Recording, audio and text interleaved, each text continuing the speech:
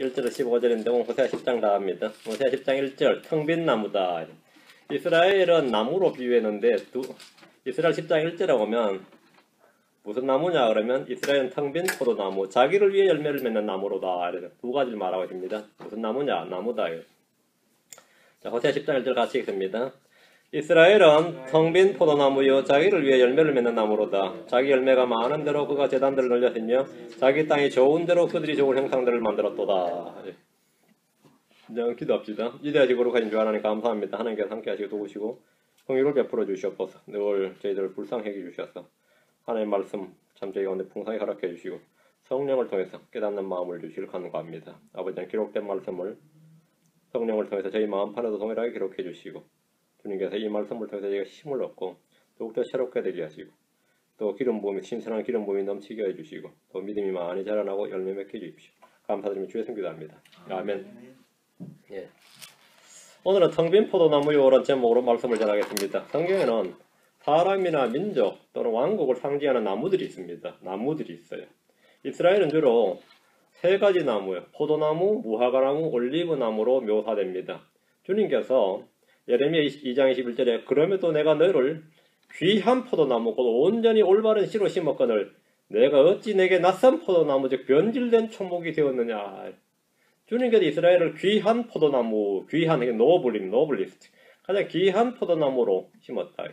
온전히 올바른 씨로 심었거늘 내가 어찌 내게 낯선 나무가 되었느냐. 낯선 나무, 낯선 포도나무, 변질된 포도나무가 되었느냐, 변질된 초목이 되었느냐 이렇게 말씀하셨습니다. 나무가 민족이라는 거죠.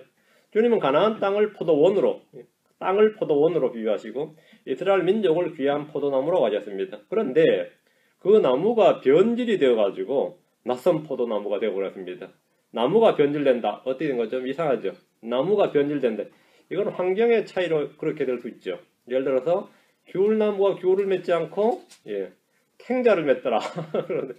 귤이 열려야 되는데 탱자가 열리더라 이거죠. 그래서 강남에 양자강 이 나무 따뜻해서 그 강남에 있는 귤을 이거 맛있다 우리가 심어야겠다 강보로 가져가면 탱자가 된다 이 말이에요. 주님께서 좋은 포도나무를 심었는데 열리긴 뭐라고요? 이상하다 이거죠. 쓸개포도가 열리더라 뭐 이런 거죠. 들포도가 열리더라. 이런 나무는 말이죠. 땅을 못 쓰게 만듭니다. 나무가 이런 나무는 그러니까 죄와 불법으로 말미암는 부패는 나무의 이 수종을 변화시킵니다. 이사야 5장 1절과 2절에 이제 나는 내가 지극히 사랑하는 자를 위하여 노래를 부르되 그의 포도원에 관해 내가 사랑하는 자에 대한 노래를 부르리라. 내가 지극히 사랑하는 자에게 포도원이 있는데 열매를 풍성히 내는 작은 산에 있도다. 그가 거기에 울타리를 두르고 그것에 돌을 주어내고 최상품의 포도나무를 거기에 심고 그것에 한가운데 망대를 세우고 그 안에 포도즙 틀을 만들었도다. 포도원이 포도내기를 그가 바랐는데 그것이 들포도를 내었도다. 좋은 포도나무를 심었는데 열매가 보니까 들포도, 쓴 포도, 그죠? 들포도를 내었도다 말이죠. 주님은 좋은 포도원에 울타리를 누르고 돌을 주어내고 최상품의 포도나무, 선별된 포도나무에 초이스트 바인이라고 하는 초이스트. 성경에 보면 초이스트 하면 초이스가 선택이죠. 선별된 최상위라는 뜻입니다. 초이스트 실버 하면 은 중에서 제일 좋은 은을 초이스 실버라고 해요. 그 커피의 중에서 제일 좋은 건 뭐죠? 초이스 트루스. 제가 마시는 겁니다. 포도고감이 있죠. 맛을 특별한 맛 내는 거예요. 포도나무에는 초이스트 바인. 그러니까 내가 그걸 우리 성경에 최상품의 포도나무 이래 번역한 겁니다. 최상품의 포도나무를 심었거늘 어찌 들포도를 내었도다. 들포도를 내었도다. 출애굽 때 이집트에서 나온 이스라엘 사람들은 이 노예 금성으로 찌들었고 광야에서 받은 율법을 단 한 가지도 지키질 못했습니다. 그들은 불신으로 광야에서 모두 죽임을 당했습니다. 여호수아와 함께 가나안 땅에 들어온 이스라엘은 출애굽 2세대로서 여호수아와 함께 믿음으로 약속의 땅에 들어온 최상품의 포도나무입니다. 하나님이 이스라엘을 귀한 포도나무, 최상품의 포도나무, 온전히 올바른 씨라고 하셨습니다. 자, 예수님은 참 포도나무이십니다. 나는 참 포도나무요. 트루 바인입니다. 우리는 그분의 가지들입니다. 이방인들은 그럼 뭐냐? 소돔의 포도나무입니다. 소돔의 포도나무입니다. 신명기 32장 32절에 그들의 포도나무는 소돔의 포도나무요 고모라의 밭에 소산이니라. 그들의 포도는 쓸개 포도니 그들의 송이는 쓰면 달지 않아요. 쓰다. 소돔의 포도나무다. 소돔의 포도나무. 나무는 그 열매로 판단할 수 있습니다. 열매를 맺고 더 많이 맺으면 하나님께 영광을 받으십니다. 이스라엘은 지금 어떤 포도나무냐? 이스라엘은 지금 어떤 포도나무냐? 텅 빈 포도나무다. 텅 빈 포도나무다. 1절 말씀. 이스라엘은 텅 빈 포도나무요 자기를 위해 열매를 맺는 나무로다. 자기 열매가 하는 대로 그가 제단들을 늘렸으며 자기 땅에 좋은 대로 그들이 좋은 형상들을 만들었도다. 이스라엘은 텅 빈 포도나무인데 텅빈이 empty입니다. 비었다. 똑이 빈 거 있죠. 텅 빈 포도나무라고 그랬는데 텅 빈 포도나무란 것은 열매를 맺지 못하는 나무 또는 열매가 없는 나무란 말입니다.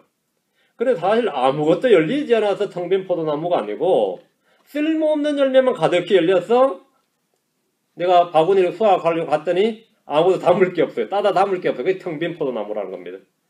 뭔가 가득 열리긴 했는데 한 개도 건질 게 없어요.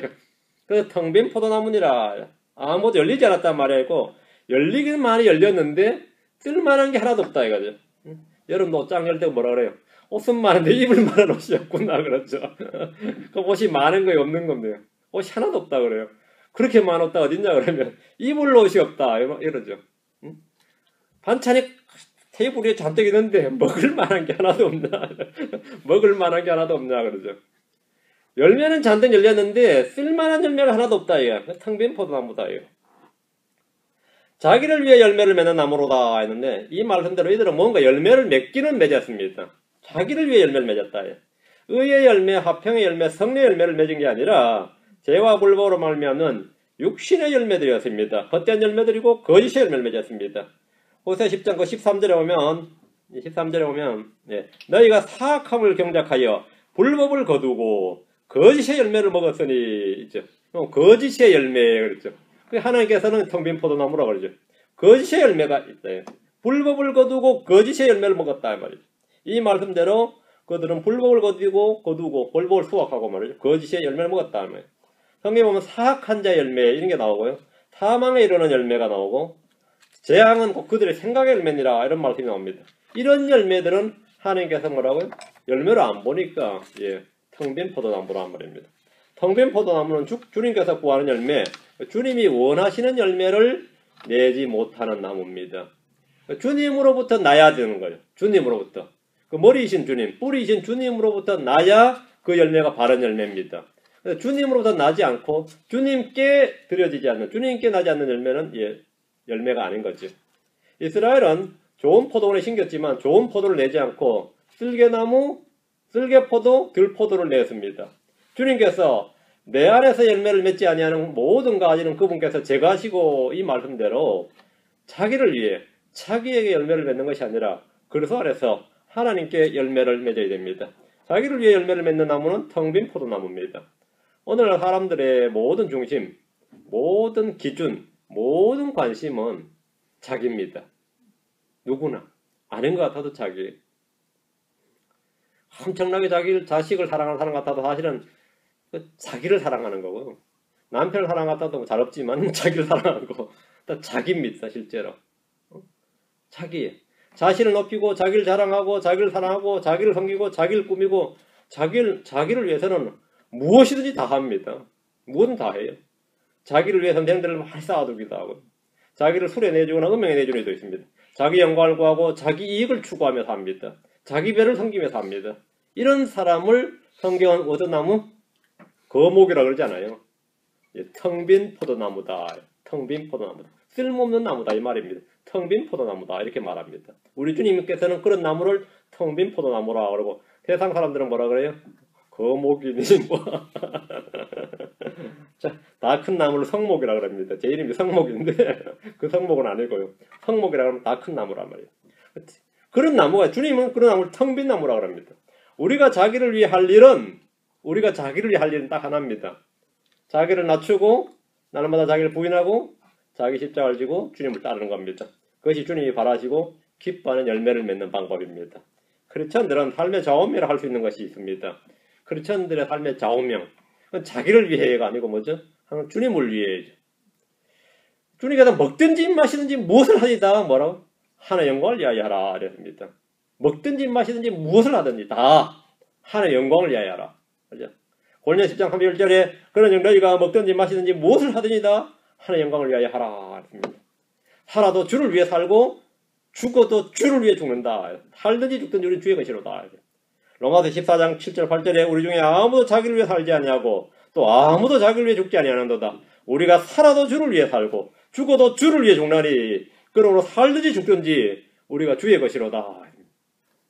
살아도 주를 위해 살고 죽어도 주를 위해 죽나니 그러므로 살든지 죽든지 우리가 주의 것이로다. 이게 크리스천들의 삶의 좌우명이죠. 삶의 좌우명. 여러분 이런 좌우명을 가지고 있습니까? 셋째가 살든지 죽든지 내 몸에서 그리스도를 높인다. 내 몸에서 그리스도를 높인다.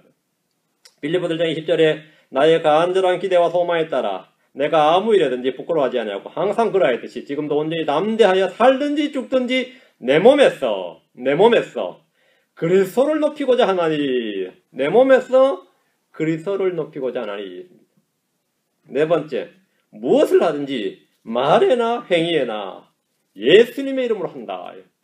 주 예수님의 이름으로. 골로새 3장 17절에 또 너희가 말이나 행위로 무엇을 하든지 모든 것을 주 예수님의 이름으로 하며 그분을 힘입어 하나님과 아버지께 감사를 드리며. 이게 크리스천들의 삶의 좌우명이고 지표입니다. 다섯째, 깨어있든지 자고 있든지 우리는 그분과 함께 산다.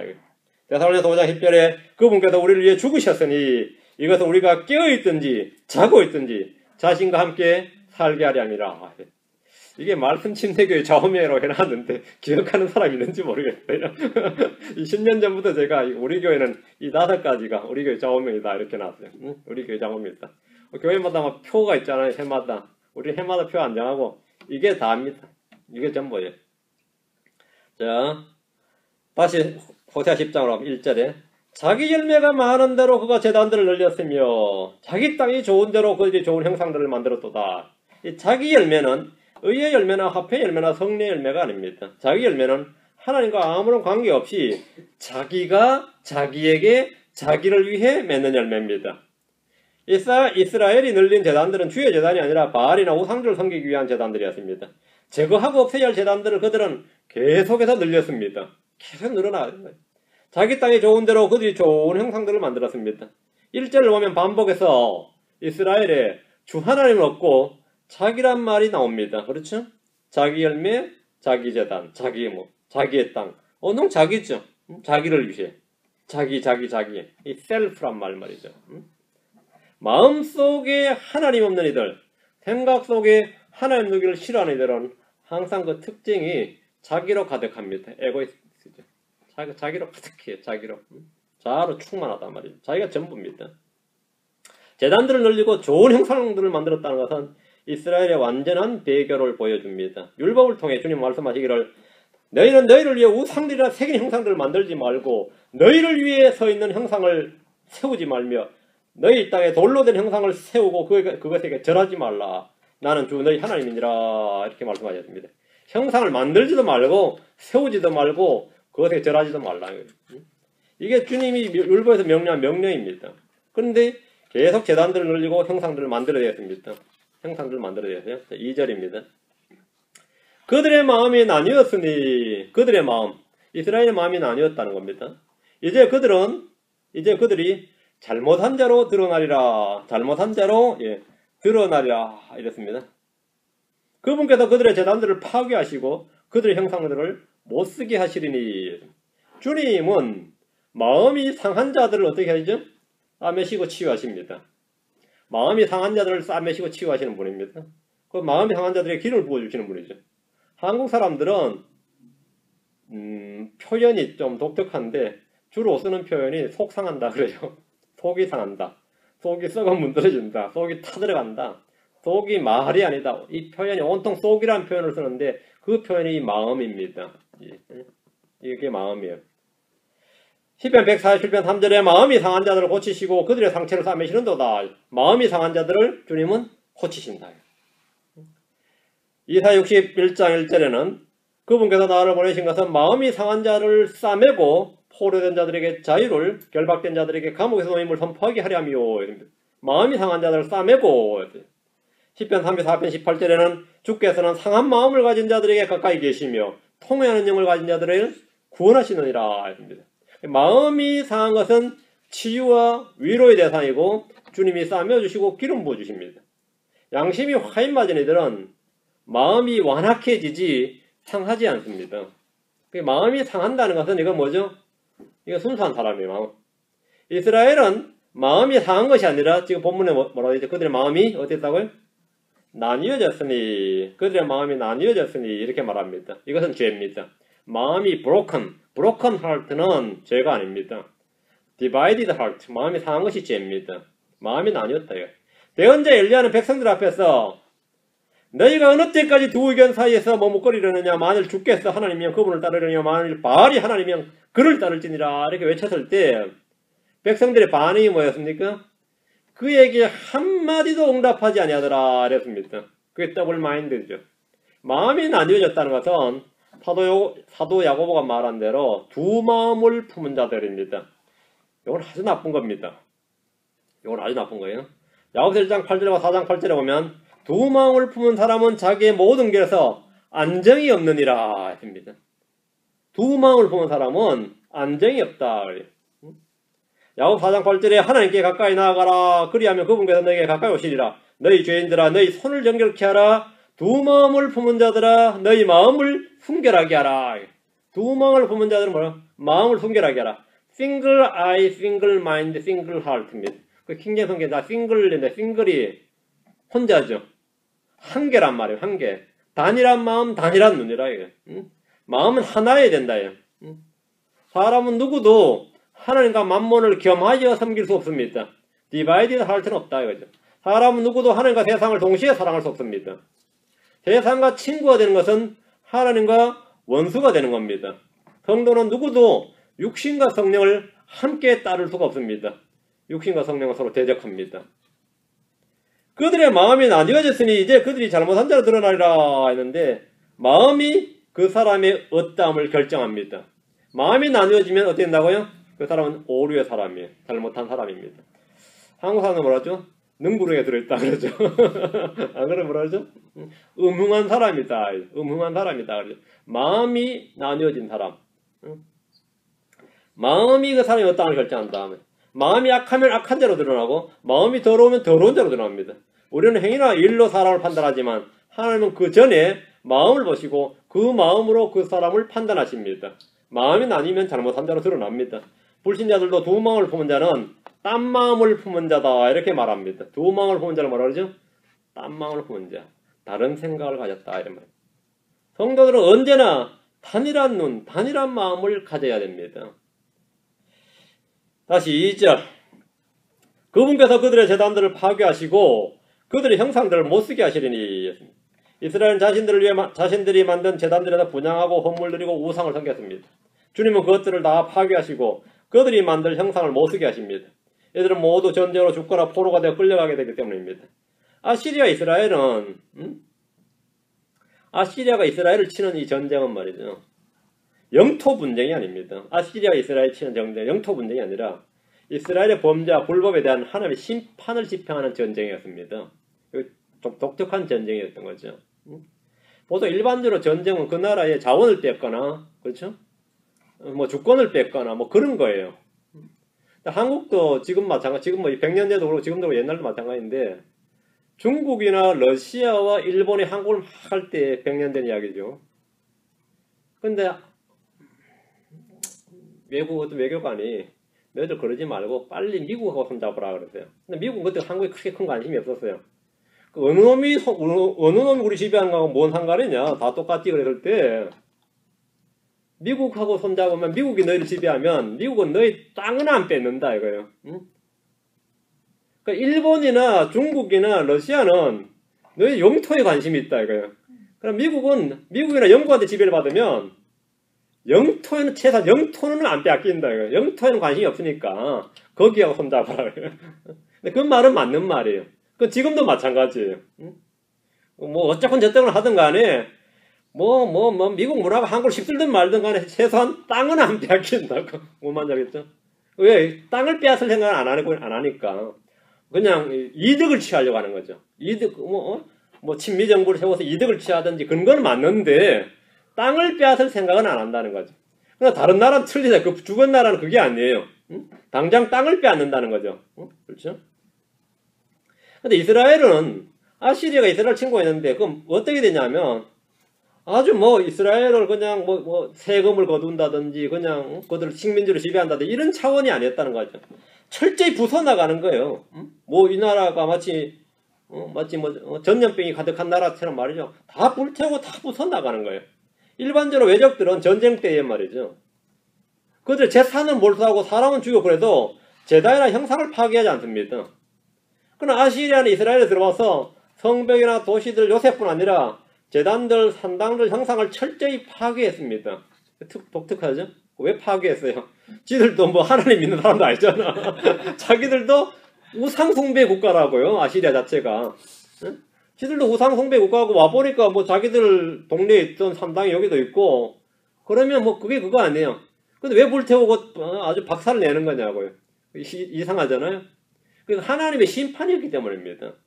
미가서 5장 10절에 13절에 오면 주가 말하노라 그날에는 내가 내 말들을 내 한가운데서 끊고 내 병거들을 멸하여 내 땅의 도시들을 끊고 내 모든 강한 요새를 무너뜨리며 또 내가 마우스를 내 손에서 끊으리니 내게 다시는 점쟁이가 없으리로다. 내가 또한 너희가 새긴 형상들과 서 있는 형상들을 내 한가운데서 끊으리니 내가 다시는 내 손으로 만든 것에게 경배하지 아니하리라.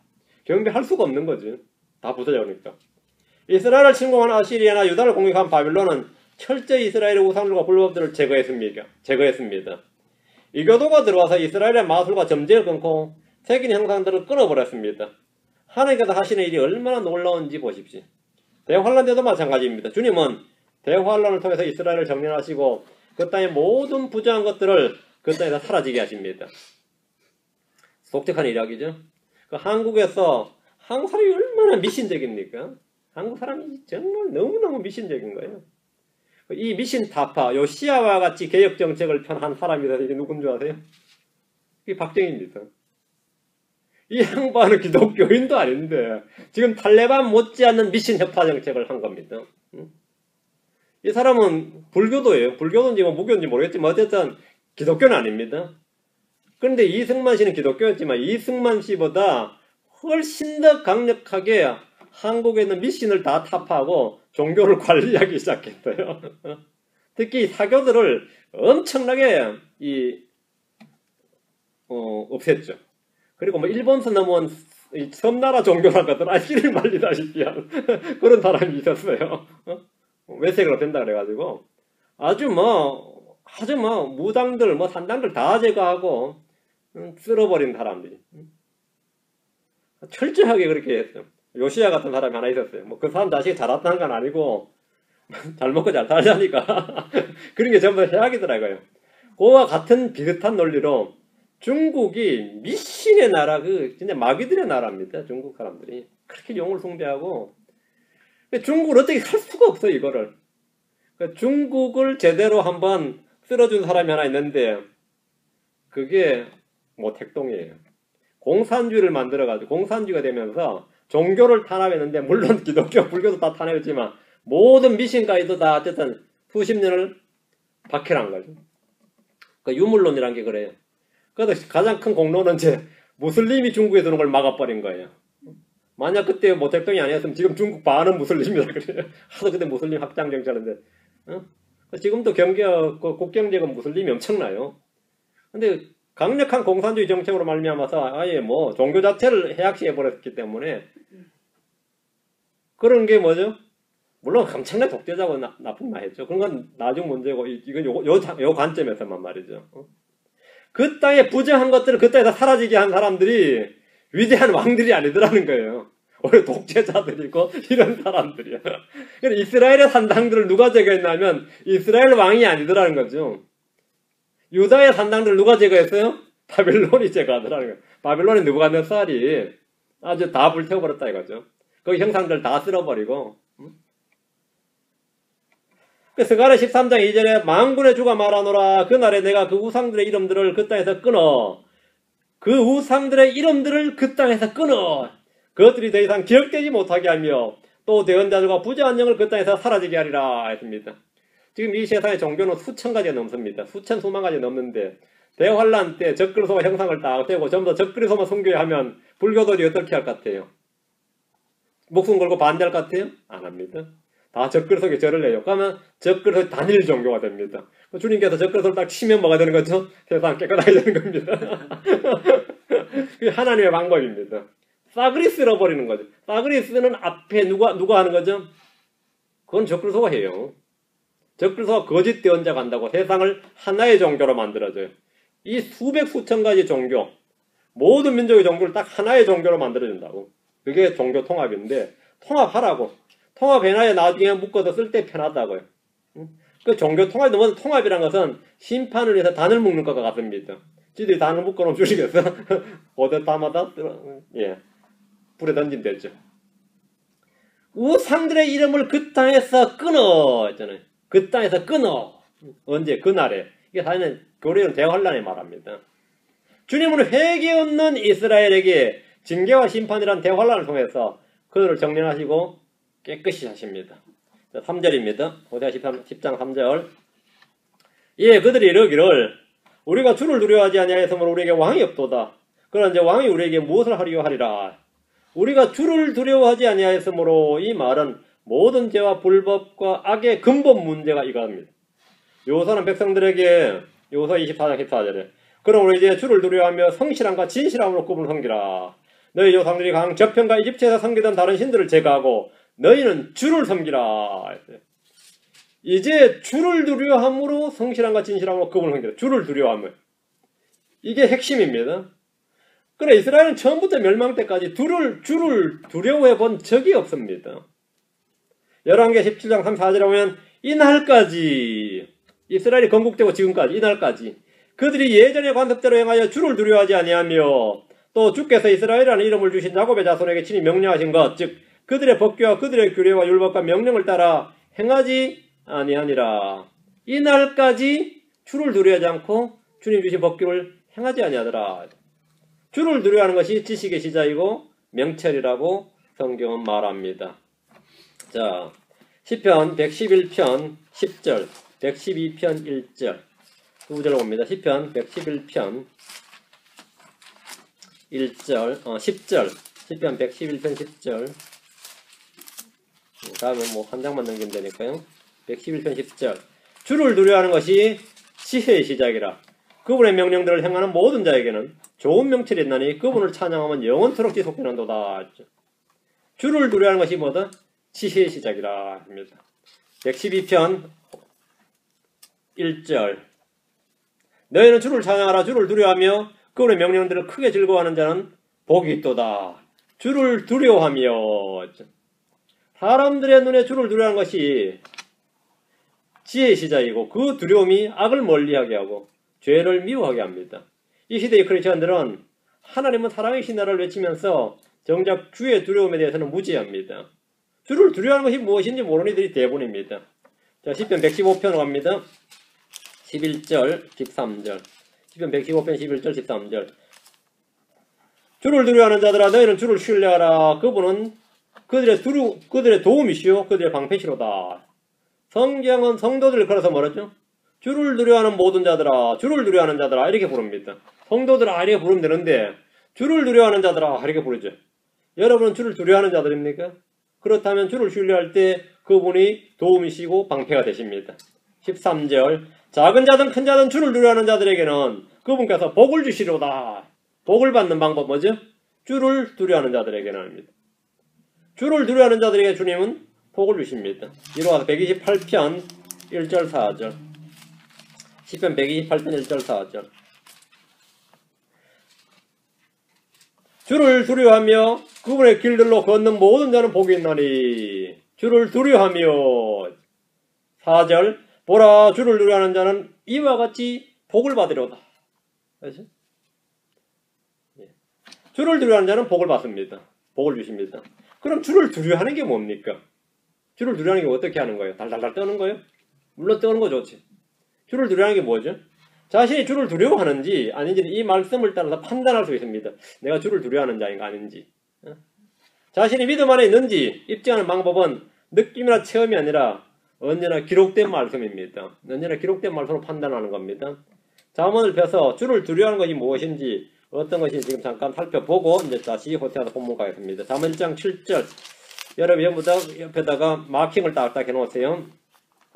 이 볼펜 하나 잡고 옆에다가 뭐 여러분만 알아볼 수 있는 표시를 주를 두려워하는 게 뭔지를 표시를 딱 해놓으세요. 뭐 서클라든지 예.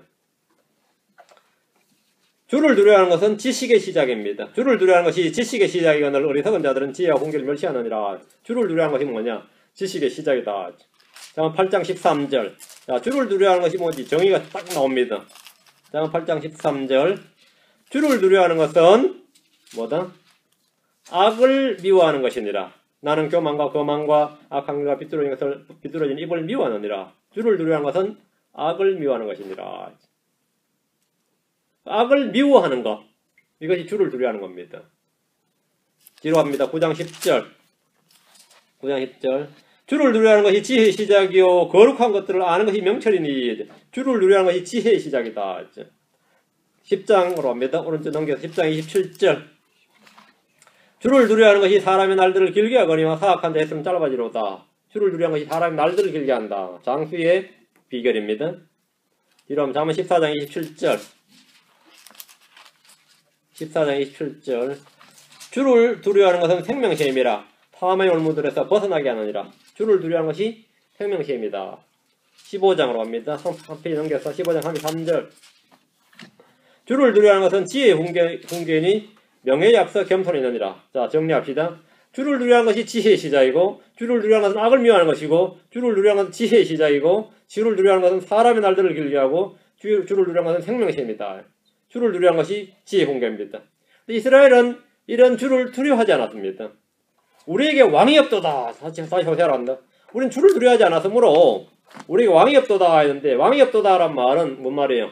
왕조국가에서 왕이 없다는 말은 뭐죠? 왕조국가에서 왕이 없다는 말은 국가가 없다는 말입니다. 왕조국가에서 왕이 없다는, 우리에게 왕이 없도다 이 말은 뭐예요? 국가가 망했다는 말이에요. 왕국이 망했다는 말입니다. 왕이 없다는 말은 왕국이 없다, 우리 국가가 없다는 말입니다. 우리에게 왕이 없다는 말은 나라가 없다, 나라가 망했다는 간결한 표현입니다. 그런즉 왕이 우리에게 무엇을 하려 하리라. 이 말은 몰락한 왕조, 패망한 국가의 왕은 백성들에게 아무 소용이 없기 때문입니다. 자, 4절입니다. 호세아 10장 4절.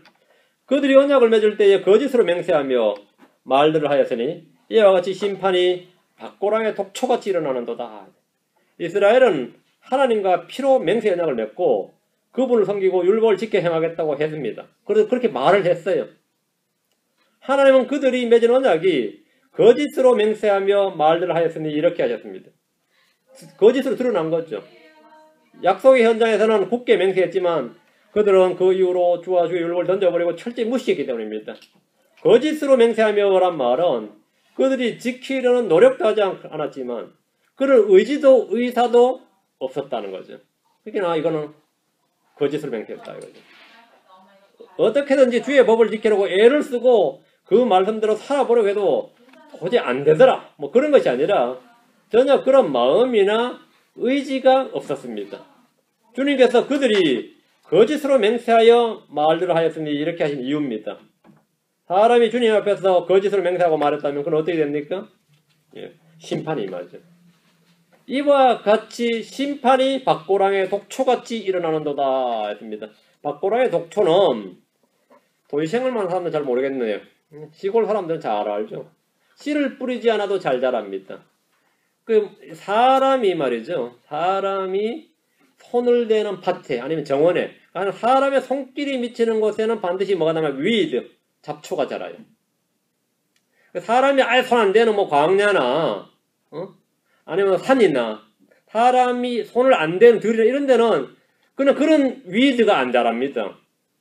그냥 풀이 나든지 뭐가 나무가 나든지 그렇게 자라지 이 소위 말하는 박고라에서 나는 그 잡초는 안 자라요. 근데 사람이 거기를 개간하겠다든지 사람이 손을 대면 그 땅에 손을 대면 거기는 반드시 위드 잡초가 나요. 독특하죠. 하나님께서 만든 심판입니다. 하나님이. 땅이 너로 인하여 저주를 받았으니 이게. 사람은 그 자신이 뭐 씨를 심든지 밭을 갈든지 뭐 하면 잘 갈아가지고 말이죠. 이제 비가 내리면 씨를 뿌려야지 하고 나면 가보면 잡초만 자라있어요. 그렇죠. 이 정말 황당한 이야기인데 이 밭고랑의 독초는 씨를 뿌리지 않아도 잘 자랍니다. 알곡은 사람들이 땅을 갈고 씨를 심고 물을 주고 거름을 주고 뭐 농약을 치고 비료도 주고 별별 끊임없이 손길을 필요로 합니다. 끊임없이 손길 필요로 해요. 곡식은 사람의 땀을 필요로 하는 겁니다. 그래서 네가 땀을 흘려야 땅의 소산을 먹는 단 말이죠. 그러나 잡초나 독초는 말이죠. 사람의 손길이 전혀 필요하지 않고 스스로 자라나는데 병충해도 없고 죽지도 않습니다. 밭고랑의 독초는 끊임없이 자랍니다. 잘 자라죠. 밭고랑의 독초같이 심판이 일어난다는 것은 이건 피할 수 없는 겁니다. 피할 수 없는 겁니다. 그래서 이걸 땅을 가는 사람들은 이 자연 계시로 하나님을 알죠. 그게 뭐냐면 내가 뿌린 씨앗이 잡초처럼 자라고 잡초가 씨처럼 자랐으면 얼마나 좋을까요? 응? 그렇죠. 그럼 얼마나 좋겠어요. 내가 참깨를 시켰다고 참깨씨를 뿌렸는데 참깨가 잡초처럼 자란다고 생각해 보세요. 그럼 얼마나 농사 짓기 편한, 농사 질 필요도 없죠. 천년왕국 때 그렇게 됩니다.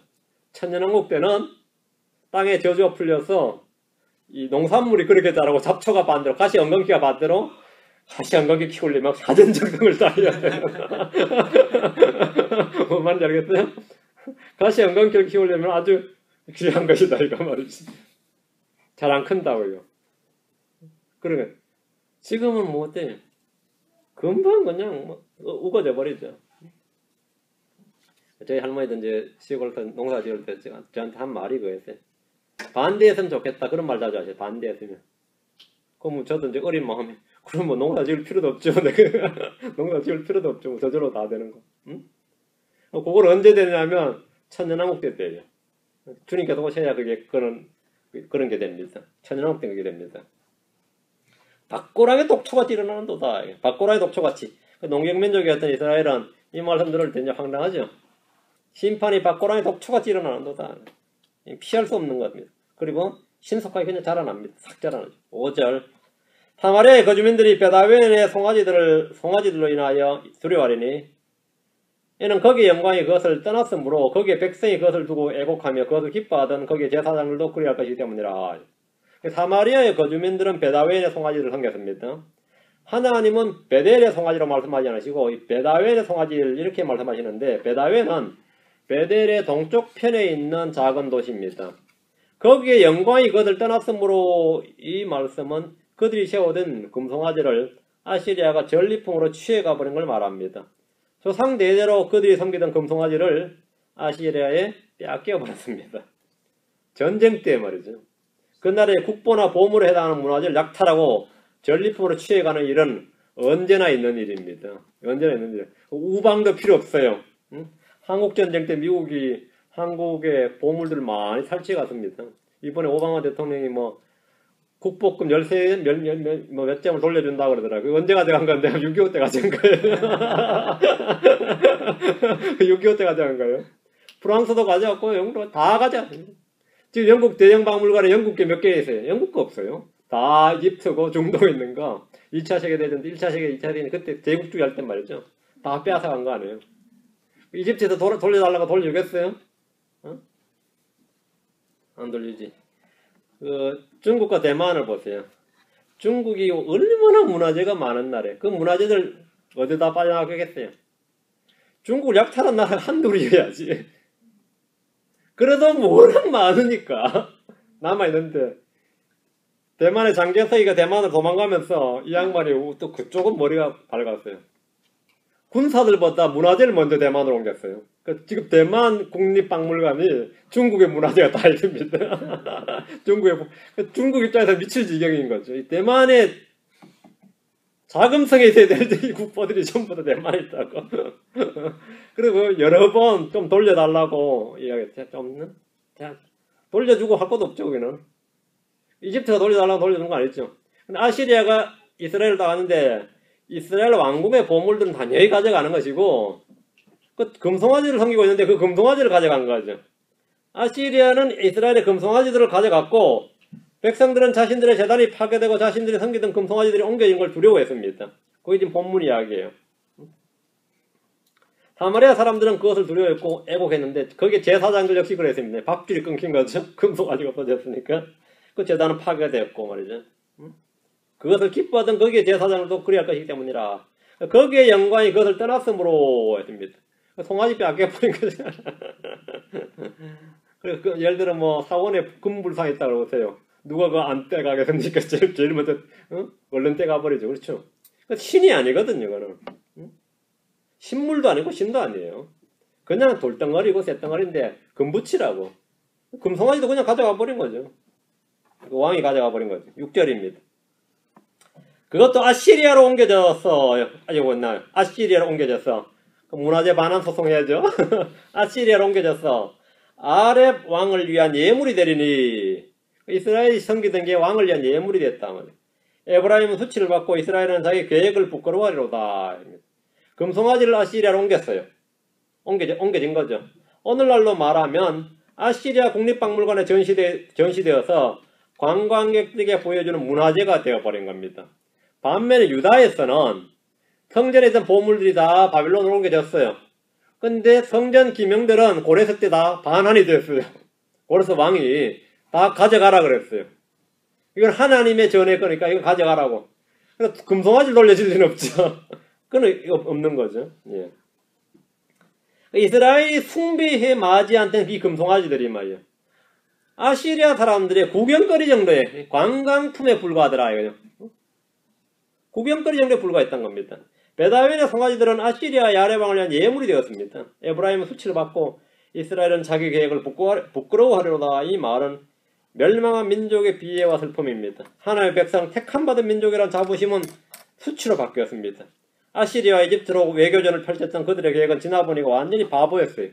아시리아에 가서 도와달라고 그랬는데 사실은 아시리아는 자기들을 침공하고 다 쓸어버릴 적국이었습니다. 지나보니까 얼마나 부끄러운 일이야. 자기 계획을 부끄러워하리로다. 외교전을 펼쳤던 자기들이 얼마나 부끄럽겠어요. 하나님을 떠난 백성들은 그 지각이 어두워지고 마음이 어리석음으로 가득 찹니다. 7절 8절 사마리아로 말하건대 그녀의 왕이 물 위에 거품같이 끊어졌도다. 또한 이스라엘의 죄 곧 아벤의 산당들은 파괴될 것이요. 그것들의 재단들 위에 가시와 엉겅퀴가 났어. 그들이 산들에게 이르기를 우리를 덮으라 하며 작은 산들에 이르기를 우리 위에 무너지라 하리라. 자살을 기원하는 겁니다. 사마리아의 왕은 물 위에 거품같이 끊어졌다는 것은 몇 년에 걸친 저항이나 투쟁을 해보지도 못하고 순식간에 몰락해버린 겁니다. 그래서 이제 사마리아가 이제 왕은 3년간은 이제 마지막 왕이 호세아 왕인데 왕 이름이 호세아, 대언자 호세아가 있고 왕이 호세아입니다. 3년을 이제 저항하다가 이제 망해버린 겁니다. 유다는 멸망할 때도 상당히 오랜 시간에 걸쳐서 이루어졌습니다. 대언자 호세아는 북왕국 이스라엘은 한순간에 끊어지고 아벤의 산당들은 파괴될 것임을 선포하고 있습니다. 아벤의 산당들이라고 할 때 이 아벤은 베다웬의 약자로 쓰인 아벤으로 지금의 히에로폴리스로 추정되는 그런 지명입니다. 이곳은 산맥들로 이어지는 높은 산지로 산당들이 즐비했습니다. 지금 사람들이 신전들이라고 말하는 건물들을 이제 성경에서는 신전이라고 하지 않고 산당들 이렇게 말하는데 지금도 유적이 많이 발견되는 지역입니다. 거기에 있던 제단들 위에 가시와 엉겅퀴가 난다.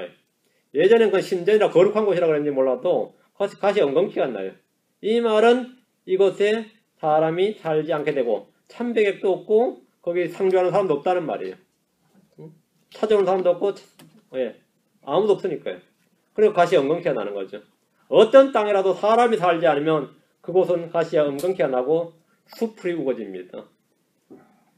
서울 시내도 여러분 혹시 아실지 모르지만 낙성대라는 곳이 있어요. 그 서울 좋은 땅에 말이죠. 아주 넓게 낙성대, 별이 떨어진 지역이라 이 말이죠. 저는 서울 시민들이 그냥 공원인 줄 알고 올라가 봤더니 잘 가꾸어져 있어요. 보니까 사당이야, 그게 사당. 낙성대가 강감찬 장군을 모신 사당이에요. 저는 그냥 아이스크림 하나 입에 물고 길을 돌아다니면서 잘 가꾸어져 있으니까 구경하고 있는데 누가 솜살같이 나오는 거예요. 이 신성한 곳에서 아이스크림 먹는다고? 이 신성한 곳에서 아이스크림 먹는다 이거야. 여기가 뭐가 신성한 곳이냐 이랬더니만 안에 이래 들여다보니까 영정 하나 해놓고 향 피우고 상주하는 사람이 있는 거예요. 물론 공원 관리직이 있겠지만, 그게 아예 막 이 신전처럼 그 사람들에게 그 신전이었더라고 보니까 제가 되게 황당했던 기억이 있어요. 근데 그런 지역에 한 달만 아무도 안 가보세요. 어떻게 되겠어요? 우거지는 거죠. 예. 그게 바로 이 배다회 산당들이 그랬다는 거죠. 그건 제사장도 없고 참배도 없고 오면 뭐 가시 엉겅퀴가 돕는다 이거죠. 가시 엉겅퀴가 나고 숲이 아주 우거지게 된 겁니다. 다시 8절 후반부 10장 8절입니다. 그들이 산들에게 이르기를 우리를 덮으라 하며 작은 산들에게 이르기를 우리 위에 무너지라 하리라 했습니다. 이 말씀은 신약에서 관련 구절을 곧바로 볼 수 있습니다. 우리 주님께서 누가복음 23장 30절, 계시록 6장 16절 17절, 누가복음 23장 30절 봅니다. 십자가를 지고 가시면서 주님께서 하신 말씀입니다. 누가복음 23장 30절, 예. 계시록 6장 16절 10절, 누가복음 23장 30절입니다. 그때 그들이 산들에게 말하기 시작하기를 우리 위에 무너지라 하며 작은 산들에게 이르기를 우리를 덮으라 하리라 하니라. 이 주님께서 하신 말씀이에요. 대환란 때에 관한 말씀인데 재앙의 심판 때에 이스라엘이 외치는 말이 이겁니다. 아시리아에 멸망당한 심판은 대환란의 그림자입니다. 그들은 아시리아 군대에 칼날에 죽는 것, 포로로 끌려가는 것보다 자연재해로 죽는 것을 더 원하고 산들에게 자신들 위에 무너지기를 구했습니다. 주님은 자신을 믿지 않고 배척하며 십자가에 못 박는 이스라엘을 향해서 그들이 앞으로 받게 될 대환란의 심판이 얼마나 극심할지 말씀해 주셨습니다. 여러분 이번에 세월호 배 뒤집어져가지고 사람들이 지금 앞에서 죽어가는 걸 우리가 온 국민이 TV를 보니까 그 충격이 얼마나 커요. 차라리 다 죽었다 그래 버렸으면 구조하면 되는데, 그렇죠? 저 안에 지금 살아있을지도 모른다. 지금 죽어가고 있다. 이 장면이 이제 이 TV로 나오니까 샥이 크죠. 차라리 아예 죽고 나서 그걸 취재했으면 실심 수습하면 물론 충격 크지만 이건 좀 차원이 다른 거예요. 지금 저 안에 살릴 수도 있어. 잘하면 사람은 살아나올 수도 있어. 지금 살아있을 수도 있어. 지금 죽어가고 있는 중이야. 이런 심리하고는 전혀 다른 거라고. 안 그래요? 그런 자연재해, 그런 거 보는 사람이 다 막 아찔하잖아요. 막 충격이 오죠. 미국에 살아도 막 한국에 있는 그 사건이 막 충격으로 다가오는데, 안 그래요? 이 샥을 먹는데. 근데 이 아시리아에 이 멸망할 때 이스라엘은 말이죠. 얼마나 혹독하게 이 전쟁에서 얼마나 혹독하게 죽었는지 이제 본문에 나오겠지만 이 산 사람들이 말이죠. 그냥 산들이 차라리 덮었으면 말이죠. 땅이 그냥 갈라져서 거기 자신들이 묻혀버렸으면 좋겠다. 이런 게 그냥 입에서 저절로 나올 만큼 극심한 겁니다. 주여도 아니에요. 산들이 우리에 무너지라예요. 자, 계시록 6장 16절 17절입니다. 계시록 6장 16절 17절.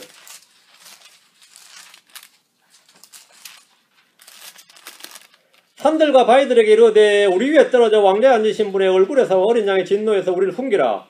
그분의 진노에 큰 날이 이르렀으니 누가 능히 서리요 하더라. 산들과 바위들에게 뭐라고요? 우리 위에 떨어져. 차라리 우리 주님의 얼굴, 우리 주님의 진노한 그분 앞에서는 차라리 죽게 해달라는 거죠. 이 재앙은 이미 흘러간 역사가 아니라 앞으로 다가올 역사입니다. 대환란 때 이 말 강력한 재앙에서 사람들이 숨어서 하는 말이 산들과 바위들에게 우리 위에 떨어져 죽여달라고 간구를 한 겁니다. 우리 위에 떨어져달라고. 대환란은 다가올 진노입니다. 자, 제가 이제 아까 이야기했는데 그런 이 인위적인 재앙이나 이런 재앙도 피할 수 있는 길을 미리 알고도 소홀히 해가지고 피하지 못했다 그래가지고 책임자를 문책하라 죽이라 지금 난리잖아. 자, 그럼 앞 다가올 지옥은 피할 수 있는 재앙이죠. 그럼 지금 이 다가올 이 진노, 대환란이라는 진노는 피할 수 있는 진노예요, 피할 수 없는 진노예요? 예, 피할 수 있는 진노죠. 누가 좋지만 잘하면 안 그래요? 그런데 요즘 이번에 그 도망간 선장처럼 성문들처럼 말이죠. 성문도 교육이 안 됐다 그러죠. 자기도 몰랐다잖아요. 거기 안전장치가 돼 있는지 보트가 있는지도 몰랐고 사용법도 몰랐다 이거예요. 근데 오늘 교회 다니는 크리스천들 보세요. 난 몰랐다고. 난 교회 다녀서 그런 거 몰랐다 저는. 응? 다가올 환란이 있는지 다가올 재앙이 있는지 그걸 피할 방법이 있는지 어떻게 사람이 피하는지 나도 몰랐다고. 대부분 크리스천들 하면 그럴 겁니다. 넌 왜 전해주지 않았느냐 그러면 저도 배운 적이 없습니다. 난 들은 적이 없습니다. 승무원 교육이 안 된 거예요. 안전교육이 안 됐다고. 여러분이 이 땅에 있는 사람들, 여러분 친구든 친지든 누구에게든지 다가올 진노로부터 피할 길을 내줘야죠. 안 듣는 건 어쩔 수 없지만 최소한 그 길은 내줘야 될 거 아니에요. 길 내줘야죠. 내주고 있어요? 나중에 그럼 지옥 가가지고 건물 걸 거예요. 지만 살고 지만 살고 아마 세월호 도망친 승무원이나 선장보다 욕 더 먹을지 몰라요. 여러분 정신 바짝 차리세요. 다가올 진노로부터 우리가 피하는 방법. 산들 위에 바위들에게 우리 위에 떨어져 왕자 앉으신 분 이렇게 말하는 산들에게 이르기를 우리를 덮으라 이렇게 하지 않도록 우리에 무너지라 이런 진노로부터 피하는 방법이 있단 말이죠. 로마서 5장 9절 데살로니가서 1장 10절 로마서 5장 9절 데살로니가서 1장 10절 데살로니가 전서 1장 10절 로마서 5장 9절 그러면 이제 우리가 그분의 피로 말미암아 의롭게 되었은지요 더욱더 그분을 통해 누구죠? 예수님이죠? 그분을 통해 진노로부터 구원을 받으리니 어린 양의 진노 하나님의 진노로부터 우리가 구원을 받으리니 그 크리스천들은 대환란을 통과 안 합니다. 대환란을 통과한다고 믿는 강력하게 주장하는 크리스천들이 많이 있지만 그 사람 진노로부터 구원을 안 받아서 그런 거고 진노로부터 우리가 구원을 받아요. 우리는 지옥에서 구원받는 건 혼의 구원받는 게 아니라 다가올 진노로부터 구원을 받는다고요. 하나님은 말이에요. 우리가 진노를 고스란히 받게 하신 게 아니고 그 전에 우리를 들어 올리십니다. 우리는 하나님의 진노, 어린 양의 진노로부터 구원을 받습니다. 지금 주 예수 그리스도를 믿는 사람들은 사망으로부터 생명으로 옮겨졌고 진노로부터 구원을 받는다. 데살로니가서 1장 10절. 그러니까 우리가 부지런히 이 말씀을 전해지는 거죠. 데살로니가서 1장 10절. 그분께서 죽은 자들로부터 살리신 그분의 아들께서 하늘로부터 오실 것을 기다리는지 보여주나니 이분은 곧 다가올 진노로부터 우리를 건져내신 예수님이시니라. 다가올 진노로부터 했죠. 다가올 진노 뭐죠? 대환란입니다. 다가올 진노로부터 우리를 건져내신 예수님이라. 우리는 다가올 진노 상관이 없어요. 이미 건져내셨어요. 이 한국에 주한미군이 있는데 주한미군의 제1 업무가 뭔지 아세요? 북한을 한국 수도 서울을 방해한다 그건 아니에요. 일단 전쟁이 터졌다면 제일 먼저 할 일, 제1 업무. 미국 사람 뽑아 빨리 미국 사람 한국에 있는 미국 사람 가장 안전하게 일본으로 도피하게 하는 거지. 그래 한 달에 한 번씩 훈련도 합니다. 그게 제1 업무예요. 그게 제1 업무고 그 다음에 이제 안전하게 피신시켜 놓고 전쟁을 하는 겁니다. 그게 제1 업무예요. 하나님께서 이 땅에 대환란할 때 제일 먼저 하실 일이 뭐죠? 크리스찬 일단 뽑아 올려놓고 대환란이에요. 천사들이 소돔과 고모라에 불과 유황을 쏟아 부을 때 제일 먼저 한 일이 뭐죠? 롯과 그의 가족 먼저 빼놓고죠. 안 그래요? 그걸 여러분 잘 기억하셔야 됩니다. 자, 다가올 진노로부터 우리를 건져내신 예수님이에요. 다가올 진노로부터. 다가올 진노, 이것이 바로 본문이 말한 뭐죠? 어린 양의 진노, 진노의 큰 날이라 불리는 대환란입니다. 예수 그리스도는 우리를 진노로부터 건져내신 어린 양입니다. 자, 이게 안 되는 사람들은 어떻게 되는 거죠? 산들의 이르기를 우리를 덮으라, 작은 산들의 이르기를 우리에게 무너지라, 우리에 무너지라, 이렇게 되는 겁니다. 여러분이 우리는 어떤 사람들인가, 하나님의 은혜가 어떤 것인가를 정확히 아셔야 됩니다. 이거 모르는 사람들 많아요. 어떻게 대환란을 통과할 것인가, 그거 연구하는 분들도 있잖아요. 대환란을 어떻게 견딜 것인가. 대환란 견디고 싶으면 예수 믿으라고. 대환란 견디고 싶으면 구호품 사고 그런 거 하지 말고 산속 어딘가 숨어서 뭐 3년 반 견딜 거 7년 견딜 거 양식 재놓지 말고 예수 믿으라고. 다른 사람들 건지고 싶으면 내가 그때 전화로 연락할 테니까 빨리 튀어와라 그러지 말고.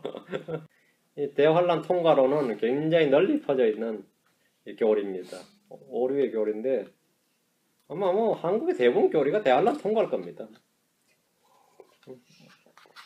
그러다 뭐 짐승의 표를 받지 말자, 뭐 2017년까지 미국에 뭐 베리칩 받으라 그랬는데 베리칩 받는 놈은 다 짐승의 표를 받은 것 같다네요. 베리칩이 짐승의 표라고 생각하는 사람들 있죠. 예. 베리칩은 말이죠. 베리칩이 짐승의 표가 아니고 짐승의 표는 적그리스도의 교도가 된 사람들에게 주는 표입니다. 적그리스도 형상, 짐승 형상에 경배하면 그게 자격이 주어져요. 예수 믿으면 뭐 주죠? 침례 주죠. 예. 적그리스도 형상에 경배하면 뭘 주죠? 짐승의 표를 줘요.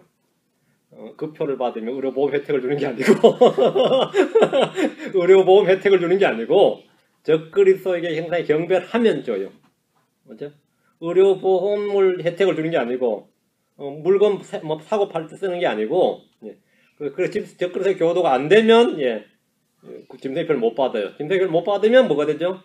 적그리스도 신자가 아닌 거죠. 적그리스도 신자가 아닌 사람들은 뭐가 되는 거죠? 예. 적그리스도 신자들이 물건도 그놈들한테 안 팔고 이렇게 매매 금지가 되는 거예요. 그게 짐승의 표입니다. 그러니까 뭐 여러분이 너무 걱정하지 마세요. 뭐 그런 일도 없겠지만은 예. 다음 9절입니다. 페이크죠. 페이크. 지금 하는 건 페이크인데 페이크도 좋은 점이 있어요. 가짜도. 겁은 주잖아요. 그래요. 좀 얼떨떨한 크리스천들이 요즘 정신을 좀 차리게 되지. 아, 잘못하면 나도 이거 아, 이게 성경이 사실인가 보다 싶게 그런 마음도 들고 두려움도 좀 생기고 그러다 보면 정신도 좀 차리게 되고 그런 효과는 좀 주는 것 같아요. 그러면 나는 뭐 또 하나님께서 그런 걸로 다 사용하시는구나 생각도 하긴 합니다. 어리벙벙한 사람들이 그렇게라도 정신 좀 차리면 좋잖아요. 9절입니다. 오 이스라엘아 내가 기브아의 시대로부터 죄를 지었도다. 그들이 거기에 서 있었는데 불법의 자손들을 치려고 일어난 기브아에서의 전쟁이 그들을 따라잡지 못하였느니라. 하나님 이스라엘의 범죄를 내가 기브아의 시대로부터 이렇게 말씀하셨습니다. 기브아의 사건은 사사기 19장에 나오는 기브아로 이스라엘의 왕이 있기 전에 이스라엘 내에 있었던 만연한 동성애와 폭력에 관한 겁니다. 이미 전에 한번 다루었던 겁니다. 이 사건으로 베냐민 지파 1개 지파와 나머지 11개 지파가 일대 전쟁이 내전이 일어난 사건인데 베냐민 지파는 자신들의 도시에서 자기 형제들이 저지른 이 죄와 불법에 대해서 다른 지파 장로들이 다른 지파 사람들이 징계를 요구했을 때 심판을 요구했을 때 그들을 징계하고 심판하는 대신에 그 불법을 지적한 온 이스라엘과 목숨을 걸고 싸우다가 멸족을 당했습니다. 불법을 치려고 일어나는 기브아에서의 전쟁이라는 이 사건은 사사기 19장부터 21장까지의 전쟁인데 이 전쟁으로 말미암아 이스라엘 내에는 불법이 완전히 제거된 것이 아니라 지금 본문에 보면 뭐거든요? 내 불법의 자손들을 치려고 일어난 기브아에서의 전쟁인 그랬죠. 그 전쟁이 일어난 이유가 그 불법의 자손들을 치려고 일어난 전쟁이었는데 전쟁이 그들을 따라잡지 못하였느니라 할 때 불법을 치려고 일어났는데 결국은 불법자들을 불법을 제거하지 못했단 말이죠. 이 전쟁이 끝나고 나서 이스라엘에는 뭐 다시는 음행과 뭐 불법 이런 것이 뿌리를 내리지 못했다든지 뭐 이런 게 아니라 여전히 이스라엘 내에 활개를 쳤다는 겁니다. 이스라엘의 우상숭배, 음행과 폭력은 여느 이방 민족이나 이교도들보다 적지 않았습니다.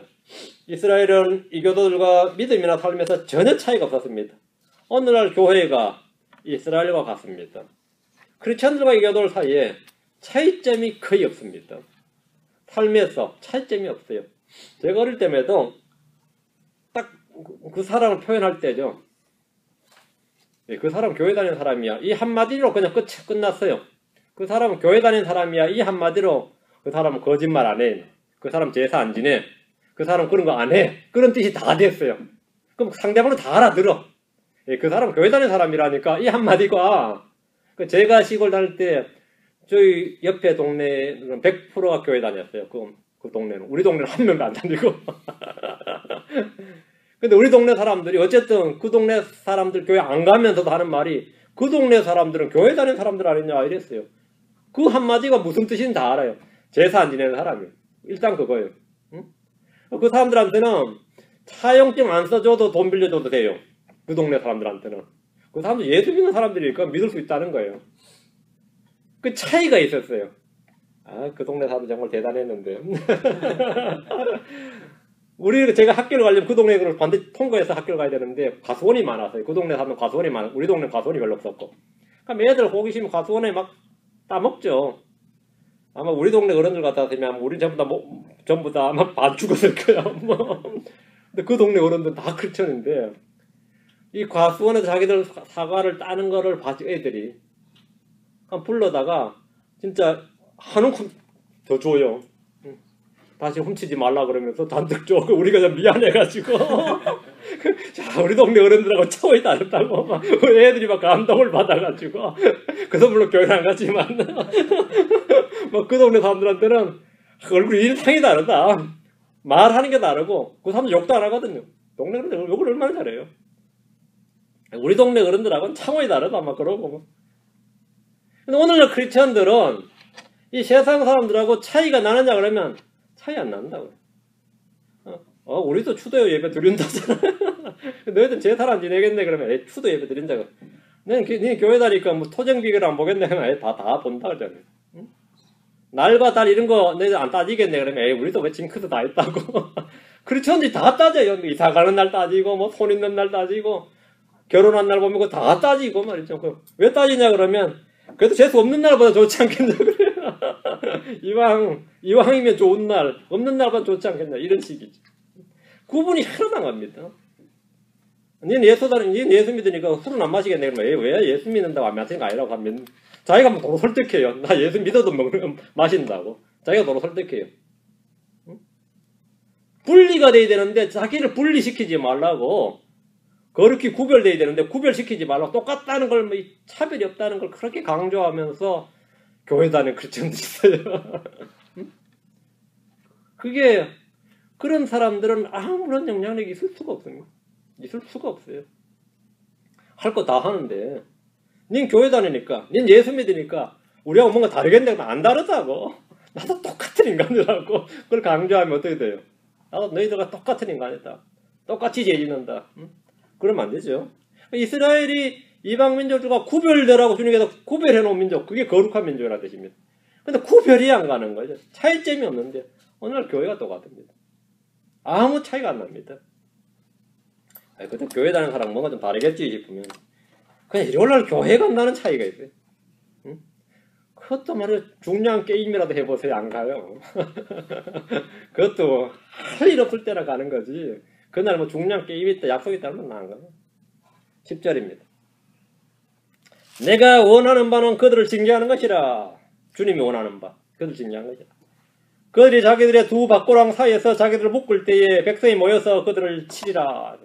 하나님 원하시는 것은 그들을 징계하는 겁니다.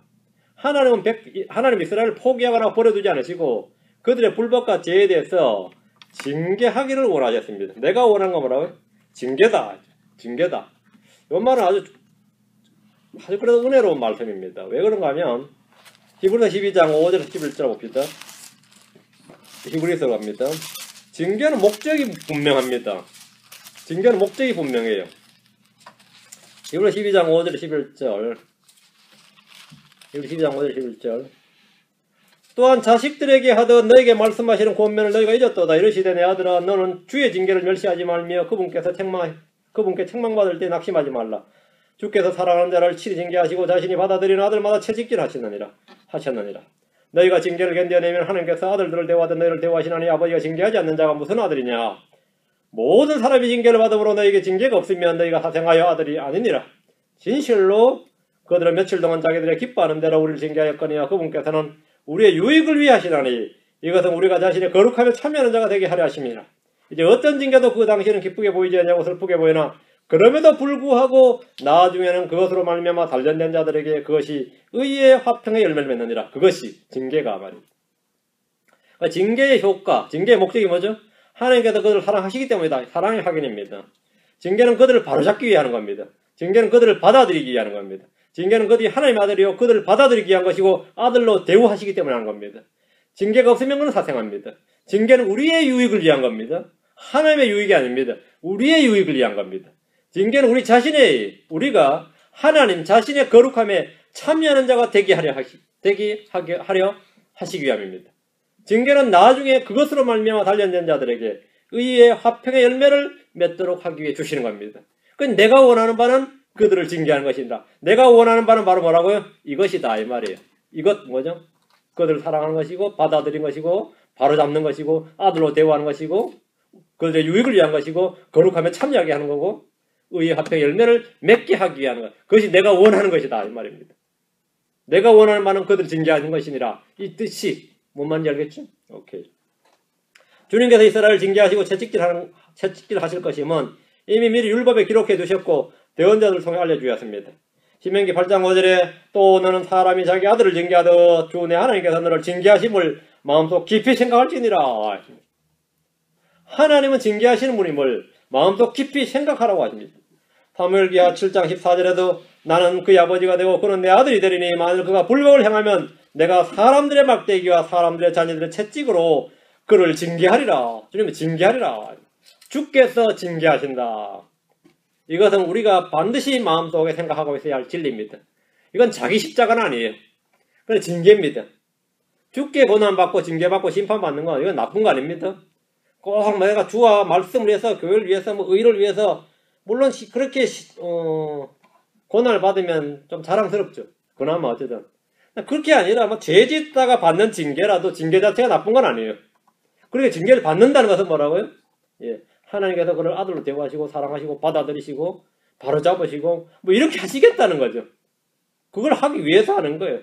나도 너를 포기하노라 그러면은 그게 오히려 진짜 골치 아픈 거지. 응? 주님께서 이스라엘을 징계하시고 말이죠. 채찍질 하신다. 이건 주님의 사랑의 표현입니다. 우리가 반드시 마음속에 깊이 생각할지니라. 징계는 복된 일입니다.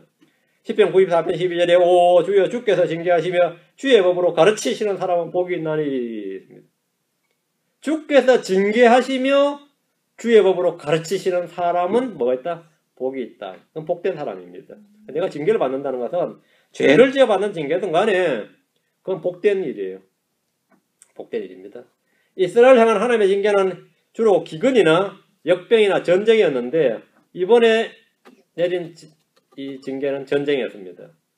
그들이 자기들이 두고 박고랑 사이에서 자기를 묶을 때 이런데 이 말은 요즘 현대식 표현은 아니죠. 그래서 이제 읽어도 이제 무슨 말인지 잘 모르는 그런 경향이 있는데요. 농사를 짓는 농부가 밭을 갈기 위해서 두 마리 소를 이제 한 결이라 그럽니다. 결이 두 마리 소를 묶어서 쟁기를 끌게 한단 말이죠. 그럼 두 박고랑 사이에서 자기를 묶을 때 이 말은 두 박고랑 사이에 자기를 묶었다면 이제 쟁기를 멍에를 매는 거예요. 이스라엘이 멍에를 맨단 말입니다. 박고랑 사이에서 멍에를 매면 뭐 해야 되죠? 밭을 갈아야죠. 그 멍에를 매면 농부가 아니라 소가 된 거예요. 두 박고랑 사이에서 소를 이제 자기를 묶을 때에만 자기가 묶는 게 자기들 묶을 때 이랬으니까 이 주님께서 이들을 소로 지금 비유하신 거예요. 쟁기를 묶는다 말이죠. 여기서 두 마리의 소라면 유다와 에브라임입니다. 유다는 남왕국과 에브라임 북왕국인데 이들은 밭을 갈 때 서로 다른 방향으로 가지 않고 함께 가야 됩니다. 당연히 그렇죠. 유다와 이스라엘은 동족이었고 그런데도 서로 경쟁을 하면서 전쟁을 벌이고 차별을 꾀했지만 이 우상 숭배의 길에서는 밭에서 쟁기를 끌기 위해서 함께 멍에를 매는 소들처럼 유다와 에브라임이 한 마음이었어요. 평소엔 그렇게 전쟁도 잘하고 말이죠. 그렇게 치열하게 적대 관계를 했는데 이 우상 숭배의 길에서는 이 둘이가 마치 박고랑에 묶은 소철소들처럼 같이 보조를 맞춰 걷더라는 거죠. 그래 걷더라는 거죠. 주님은 백성들을 사용하셔서 민족들을 사용하셔서 이들을 치셨습니다. 11절 에브라임 마치 가르침을 받은 암송아지 같아서 이 표현도 아주 문학적인 표현인데 이런 게 성경의 문학성입니다. 에브라임은 가르침을 받은 암송아지 같아서 곡식받기를 좋아하나 내가 그의 아름다운 모기로 넘어갔도다. 이제 내가 에브라임이 타게 하리니 유다는 밭을 갈고 야곱은 자기의 흙덩어리를 부수리라. 이게 한국말로 탁 안 와닿죠. 이게 이제 성경 통독이 많이 필요한 구절입니다. 제가 이제 늘 성경 공부할 때 이야기하는 게 통독을 많이 하라 그래요. 통독을 많이 하라고. 에브라임은 마치 가르침을 받은 암송아지 같아서 이 말은 길들여진 암송아지란 말인데요. 우리가 애들이 갑자기 욕을 막 하고 입에서 욕이 막 나오면 어디서 배웠냐 그러죠. 어디서 배웠냐? 어떤 못된 짓 하면 어디서 배웠냐? 누구한테 배웠냐? 근데 애들이 욕이나 잘못된 걸 그렇게 잘 배웠죠. 숙달돼 있잖아요. 그 에브라임이 하나님을 섬기거나 주의 율법을 배우고 행하는 데는 이건 막 너무 서투르고 안 돼요. 그들의 마음에도 안 맞고 이 몸에 안 맞는 옷을 입은 것처럼 이게 불편한데 이 죄를 짓는 거는 맞지요. 가르침을 받은 암송아지 같았어요. 가르침을 받은 암송아지 같았어. 그 이게 길들여진 암송아지. 길들여지면 어떻게 되죠? 오오 하면 딱 서요. 그 멍에 딱 얹고 말 잘 들으죠. 그래가지고 뭐 어린애도 이제 그때는 이제 몰 수 있어요. 소를. 오른쪽 하면 오른쪽 톡톡톡 하면 오른쪽으로 가고요. 탁탁 두 번 치면 왼쪽으로 가고. 제가 그래서 소를 키워봐서 알아요. 그러면 소를 길 딱 들어있으니까 이거 뭐 어린애도 뭐 소를 뭐 몇 마리씩 몰고 다닐 수도 있어요. 길들어. 이게 바로 길들의 가르침을 받은 암송아지 같았어요.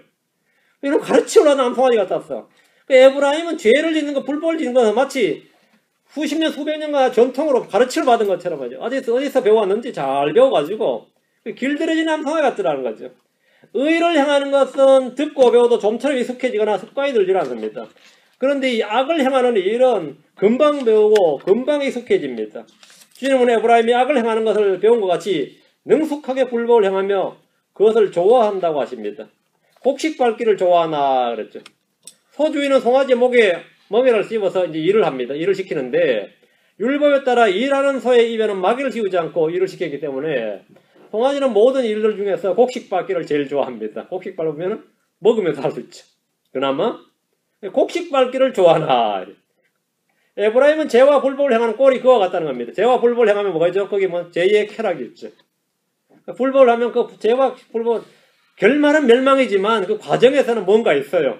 그래서 그렇게 사람들이 죄 짓기를 좋아하는 겁니다. 죄를 지을 때는 마치 아주 뭐 잘 배운 것처럼 그렇게 잘 배웠어 하는 것처럼 잘한다 이 말입니다.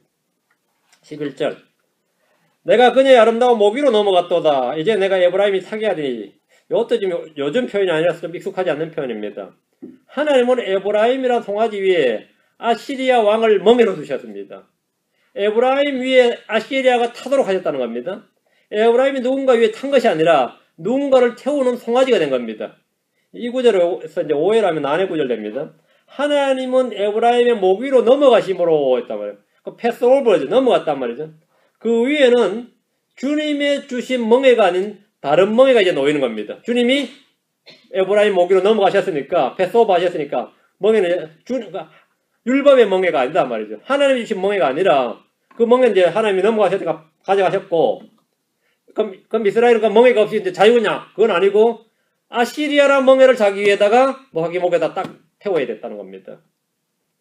에브라임은 주님이 주신 쉽고 가벼운 멍에 대신에 무거운 멍에를 메고 아시리아를 자기에 태워야 했습니다. 하나님을 섬기는 게 쉬운 것 같아요. 아시리아를 섬기는 게 쉬운 것 같아요. 하나님을 섬기는 일이 쉬운 일이었다는 거죠. 하나님을 섬기는 일이 어려운 일인 줄 알았는데 그게 아니었대요. 아시리아를 섬기는 일이 훨씬 더 어려운 일이에요. 무거운 멍에였습니다. 우리가 예수를 믿는 일이 주님께서 내 짐은 쉽고 가벼우니라. 주님께서 내 멍에를 메고 내게 보랬는데 이 주님이 주신 멍에 주님이 주신 짐이 이걸 벗어버리면 뭐 날아갈 것 같아요. 일요일날 교회 안 가고 막 들어 누워서 TV 보는 게 날아갈 것 같으냐고. 그렇지 않다는 겁니다. 성경 읽고 이게 막 너무 힘든 일 같으냐. 그렇지 않아. 이게 별로 힘든 일이 아니에요. 물론 힘들겠지. 힘든 일이 안 나오겠지만. 이 시간에 다른 거 한다도 그게 쉽고 가벼운 게 아니에요. 그게 쉽고 가벼운 게 아닙니다. 주님께서는 넘어가셨고, 이제 내가 에브라임이 타게 하리니 했는데, 에브라임 위에 누가 탄다는 말입니다. 에브라임이 누구 위에 타는 게 아닙니다. 예. 아시리아를 자기 위에 태우는 겁니다. 유다는 밭을 갈고 야곱은 자기의 흙덩어리를 부수리라 했는데 이스라엘이 망할 때 유다는 100년 정도를 더 왕국을 유지를 했습니다. 이스라엘은 망했는데 유다는 아직 안 망했어요. 왜 그러냐면 밭을 갈고 흙덩을 부순다 그러니까 아직 안 망한 거죠. 이때 히스기야와 요시야라는 걸출한 왕이 유다의 신앙의 부흥을 꾀함으로써 에브라임 망할 때 같이 망하지 않았습니다. 히스기야와 요시야 때문에 유다는 한 100년 정도 더 간 거죠. 한 120년 정도 더 간 거죠. 12절입니다. 너희 자신을 위하여 의 안에서 심고 긍휼 안에서 거두면 너희 묵은 땅을 부수라. 지금은 곧 주를 찾을 때니 마침내 그분께서 오셔서 의를 비같이 너희에게 내리시리라. 그 심판이 선포된 가운데서 부흥과 회복의 한 줄기 소망이 지금 있습니다. 11절까지는 완전히 절망이었는데 12절에 주님께서 뭡니까? 한 줄기 빛을 붙여주신 거죠. 주님은 결코 회개의 문을 닫지 않으셨습니다. 영적 부흥과 소생을 위해 할 일이 있고 그 일을 하면 주님께서 어떻게 한다고요? 의의 비를 내려주신다 이거예요. 너희 자신을 위하여 의 안에서 심고 긍휼 안에서 거두며 너희의 묵은 땅을 부수라 이렇게 말씀하셨습니다. 이건 이스라엘이 해야 될 일입니다. 의는 율법을 지켜 행하는 겁니다. 땅에서 우상들을 제거하고 음행을 없애고 이웃을 향해서는 긍휼을 베풀라는 겁니다. 이웃을 향해서 폭력을 휘두르지 말고 거짓 증언하지 말고 뺏지 말고 말이죠. 이것만 해도 주님께서는 의를 의 안에 심고 이게 되는 거예요. 그 긍휼 안에서 거두며 긍휼 안에서 거두며 긍휼을 베푸는 자는 긍휼 하나님께서 긍휼히 여기신단 말이죠. 너희의 묵은 땅을 부수라는 말씀은 농경지 개간하란 말이 아니고 완악한 마음을 부수란 겁니다. 묵은 땅은 어떤 땅이죠? 비가 없는 땅입니다. 묵은 땅은 비가 없는 땅이에요. 하나님은 주를 찾을 때 그분께서 오셔서 의를 비같이 내려주시겠다는 겁니다. 의에 줄이고 목마른 자에게 복이 있습니다. 이 구절은 대언자 호세아 당대의 말씀을 넘어서 예언의 말씀입니다. 지금이 곧 주를 찾을 때이니 이 말씀은 우리 주님께서 해당해서 주의 받아주시는 해를 선포하신 때부터 대환란이 올 때까지 교회 시대를 말합니다. 성경 지금 이 시대를 뭐랬죠? 보라 지금이 받아주시는 때요 보라 지금이 구원의 날이로다 이렇게 말씀하셨습니다. 이게 바로 주를 찾을 때입니다. 지금은 주를 찾을 때입니다. 마침내 그분께서 오셔서란 말씀은 재림입니다. 의를 비같이 너에게 내리시리라 이 말씀은 천년왕국 때입니다. 이스라엘의 영광스러운 회복입니다. 의를 너에게 비같이 내리시리라.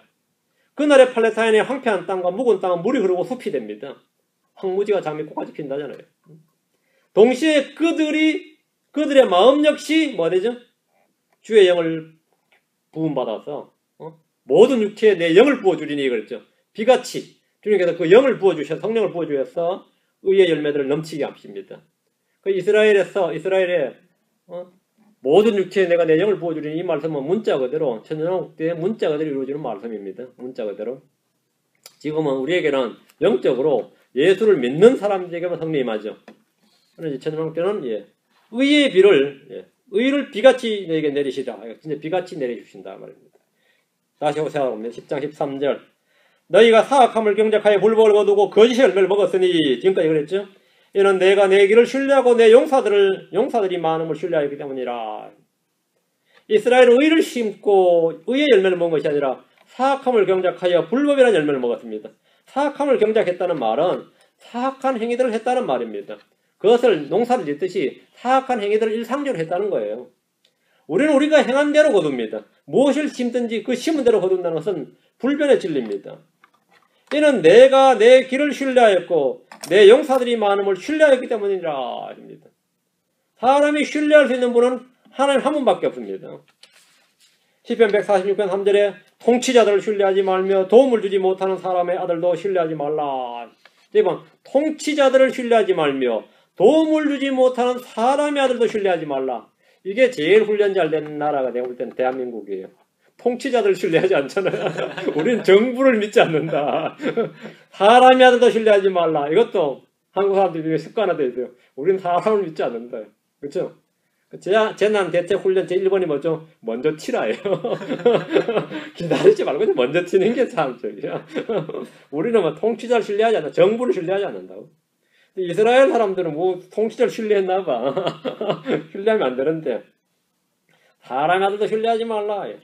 또 말씀하시기를 예레미야 17장 5절에 주가 이같이 말하노라. 사람을 신뢰하지 말며 육체를 자기 무기로 삼고 마음이 주로부터 떠난 사람은 저주를 받으리라. 이렇게 했습니다.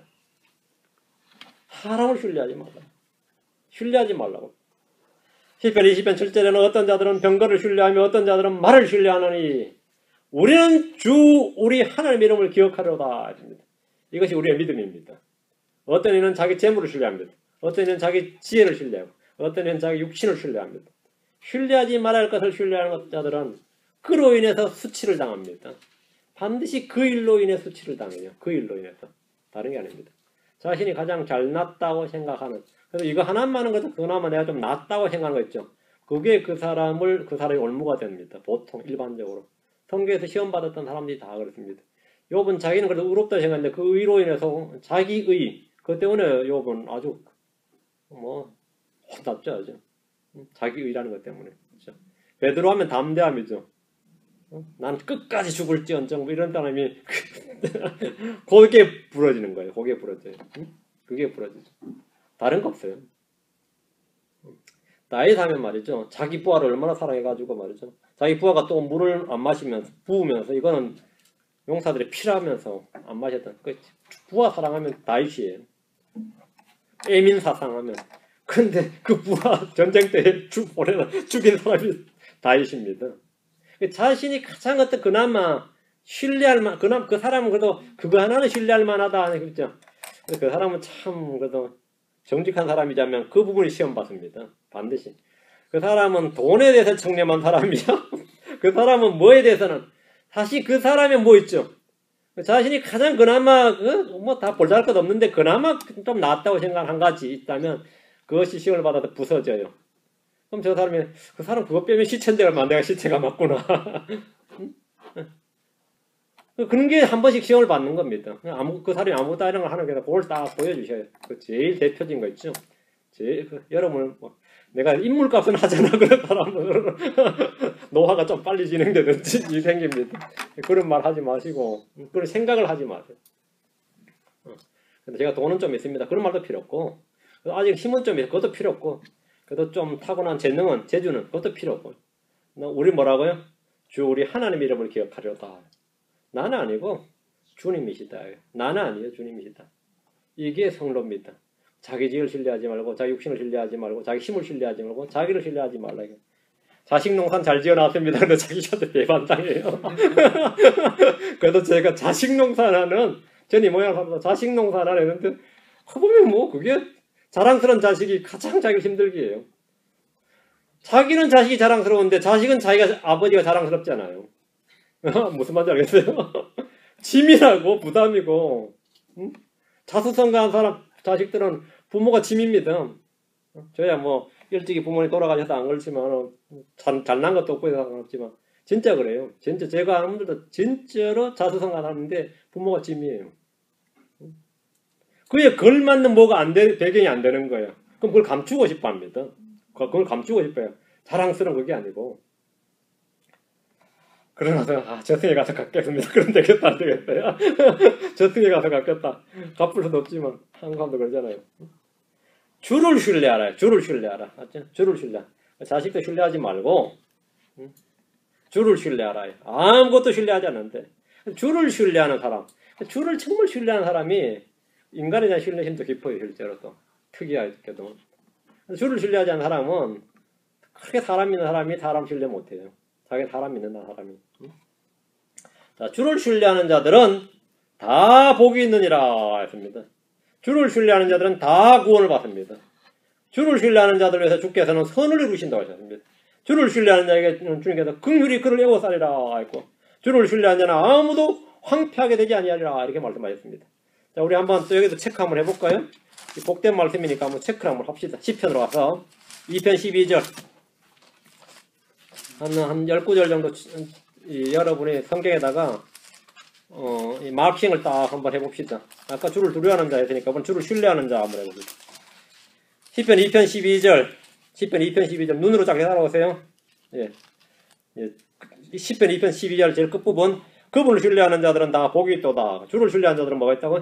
복이 있도다. 다 복이 있도다. 10편 17편 7절 또 여기도 마킹하시고 17편 7절 주를 신뢰하는 자들은 주의 오른손으로 구원하시는 주여 그들을 치려고 일어나는 자들로부터 그들을 구원하사 주의 놀라운 인자하심을 보여주소서. 주를 신뢰하는 자들은 구원을 받는다. 10편 31편 19절 주를 두려워하는 자들을 위하여 주께서 쌓아두신 주의 선하심 곧 사람의 아들들 앞에서 주를 신뢰하는 자들을 위하여 주께서 이루신 그 선하심이 어찌 그리 큰지요. 주를 신뢰하는 자들을 위해서 주께서 이루신 선하심 예, 주를 신뢰하는 자들은 예, 주께서 선을 이루신다. 32편 예, 10절 예, 10편 32편 10절 내가 내 10편 32편 10절 사악한 자에게는 많은 고통이 있을 터이나 주를 신뢰하는 자에게는 긍휼히 그를 애워싸려다. 주를 신뢰하는 자는 긍휼히 애워싼다. 10편 34편 22절 저도 마킹하고 34편 22절 주께서 자기 종들의 혼을 구속하시나니 그분을 신뢰하는 자는 아무도 황폐하게 되지 아니하려다. 그분을 신뢰하는 자들은 뭐라? 아무도 황폐하게 되지 않는다. 주를 신뢰하는 자들은. 그렇죠? 10편 125편 1절 뒤로 쫙 넘어갑니다. 10편 125편 1절 여기도 마킹을 하시고요. 우리가 왜 주를 신뢰하는가?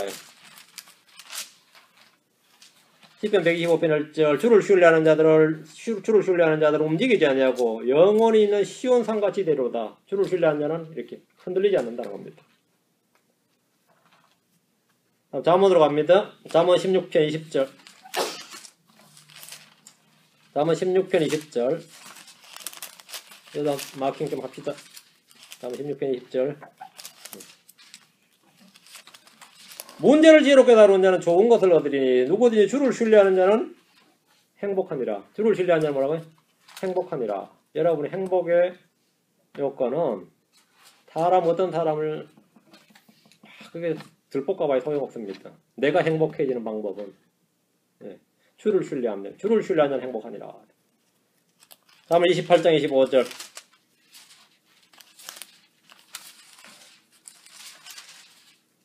잠언 28장 25절 마음이 교만한 자는 다툼을 일으키거니와 주를 신뢰하는 자는 뭐가 된다? 주를 신뢰하는 자는 기름지게 되리라. 기름지게 되리라. 영혼이 기름지게 된다 이 말입니다. 잠언 29장 25절 오른쪽으로 합니다. 사람을 누려하면 올무에 걸리려니와 누구든지 주를 신뢰하는 자는 뭐라? 안전하리라. 주를 신뢰하는 자는 안전하리라. 잠언 30장 5절 잠언 30장 5절 이런 게 있어서 하나님의 모든 말씀은 순수하며 그분은 자신을 신뢰하는 자들에게 뭐가 된다? 방패가 되느니라. 되시느니라. 주를 신뢰하는 자들에게는 주님이 방패가 되신다.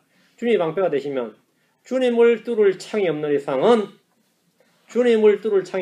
그 사람 안전합니다. 그렇죠? 주님이 그 사람의 방패가 되면 하나님은 어떤 분이냐? 자신을 신뢰하는 자들을 아시느니라 했습니다. 하나님은 자신을 신뢰하는 자를 아십니다. 다시 호세아서로 와서 10장 14절 그러므로 내 백성 가운데서 소동이 일어나며 내 모든 요새가 노력을 당하되 곧 살만이 전쟁의 날에 베다벨을 노력한 것 같으리라. 그때 어머니가 자기 자식들 위해서 산산조각 나느니라. 아주 끔찍한 말이네요.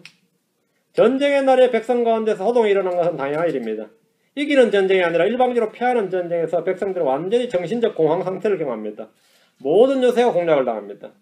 살만이 전쟁의 날에 베다벨을 노력한 것 같으니라 이랬는데 이 말씀은 이스라엘 사람들 역사입니다. 많은 전쟁입니다. 열왕기상 17장 3절에 나오는데 아시리아 왕 살만의 셀이 그를 치러 올라왔으므로 호세아가 그의 종이 되어 그에게 예물을 바치니라. 바로 이때입니다. 아시리아 왕 살만의 셀이 그를 치러 올라왔으므로 호세아가 이스라엘의 마지막 왕이에요. 호세아가 그의 종이 되어 예물을 바쳤는데 이스라엘의 마지막 왕이었던 호세아는 이 9년을 통치했습니다.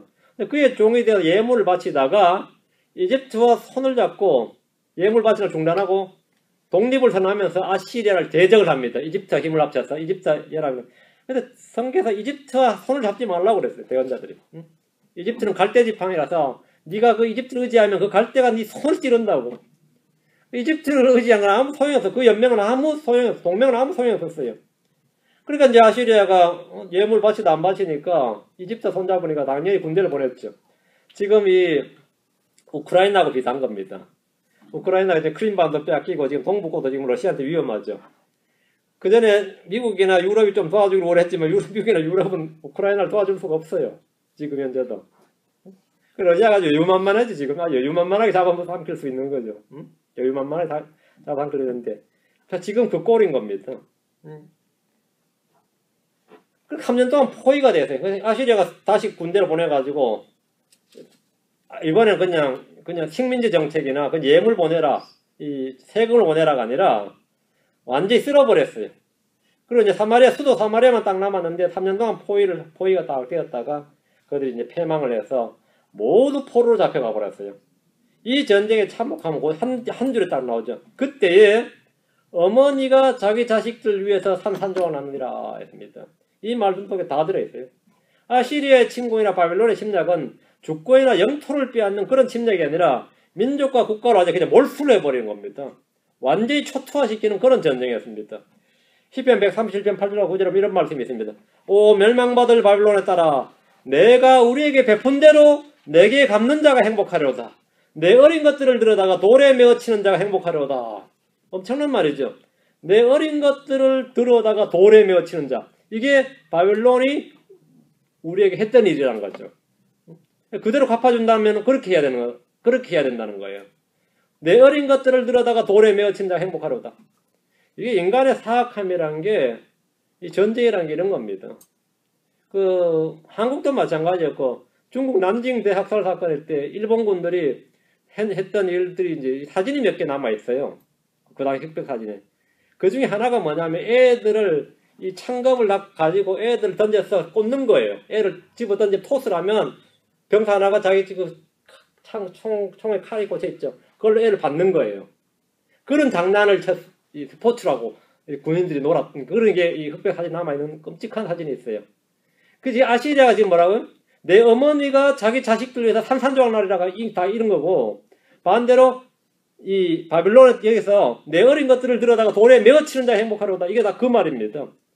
이런 상황이라면 진짜 이 산이 자기를 덮는 게 낫죠. 이게 대환란 때도 마찬가지입니다.